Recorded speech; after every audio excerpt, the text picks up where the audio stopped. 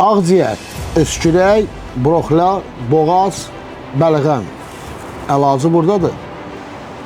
Gördüyünüz kimi bitkiləri sevin. Gül xətimi adlanır bu möhtəşəm, gözəl bitki. Hər yerdə də var.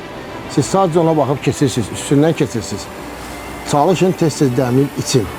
Gül xətimi, öskürəyi kəsən və bəlğəm gətirici gücə malikdir. Ağciyərə də çox güclü fayda verir. Dəmləmə qaydalarından biri yenə gündə 200 ml suda 4-5 ədəd bax bu formada gül xətimini əlavə edin, dəmləyin, için.